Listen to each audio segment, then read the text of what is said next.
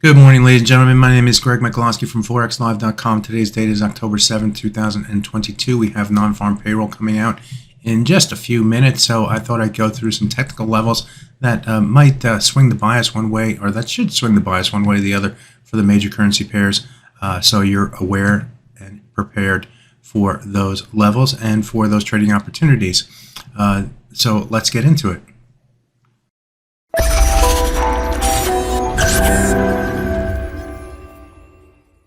Taking a look first at the euro versus US dollar. This is on the hourly chart. As you can see, the price is trading between the 100-hour moving average above and the 200-hour moving average below.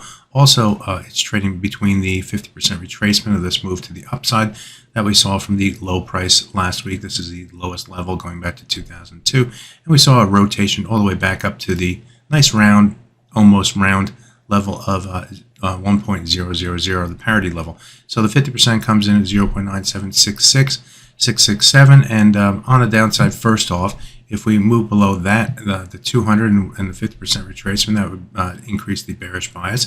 A level below that level would be the swing area where we have a swing high, or a swing low, swing low, swing high, and then we rotate above the level and then come down to support against that level. So getting below this level and below the broken trend line, a little bit lower at the 0.9733 level, all this area right here would increase the bearish bias and open up the door for further downside momentum.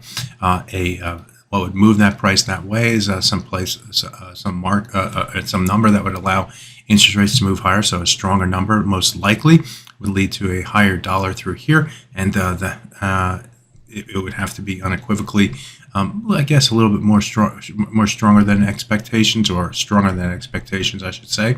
And so that's what you're looking for on the downside. And then staying below this level would be the most bearish. You can also earmark the 61.8% retracement.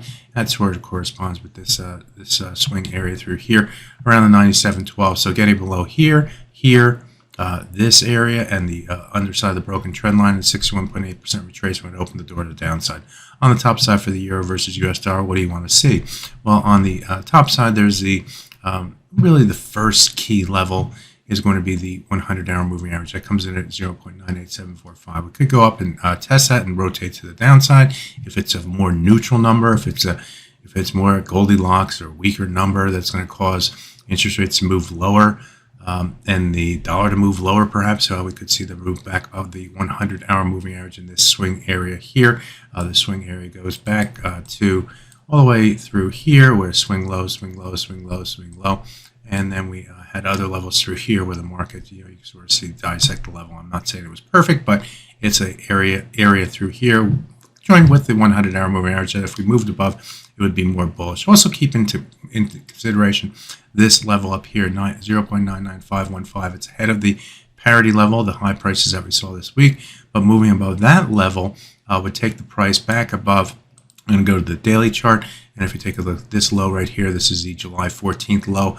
After a trend move to the downside, this was the lowest level of the year. Couldn't believe that the price went below the parity level, and then we saw a fairly decent rebound back up to the 103.678 before the rotation back to the downside and back below the parity level. So that level is also going to be important on the top side for the euro versus US dollar.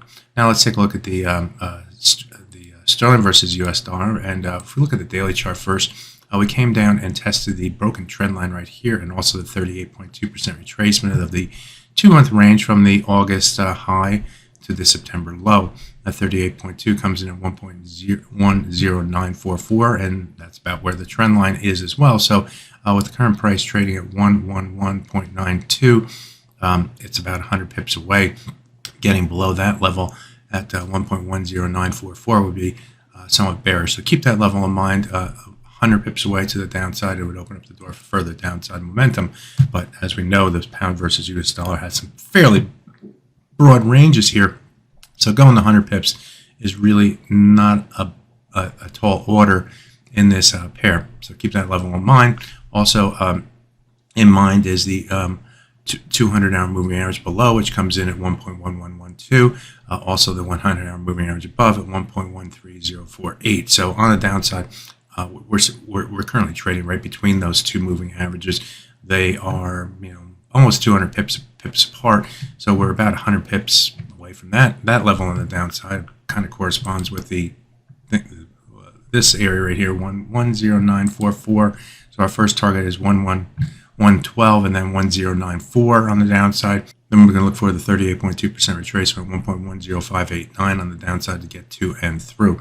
So 200-hour moving average, the 38.2% retracement on the daily chart, and then the 38.2% retracement on the hourly chart would open the door for further downside in the sterling versus US dollar. On the top side, we are sitting in this swing area right here. Below your eyes, you see a upper region right here, above this yellow area, and then the lower region through here. If we get above that and then get above the 100-hour moving average, opens up the door for these swing areas through here. We went a little bit above it yesterday, and then this swing area here as well. It goes back in time through here to swing lows and swing lows all through here. And you can see how it sort of dissects the upper region right here and the lower region right here.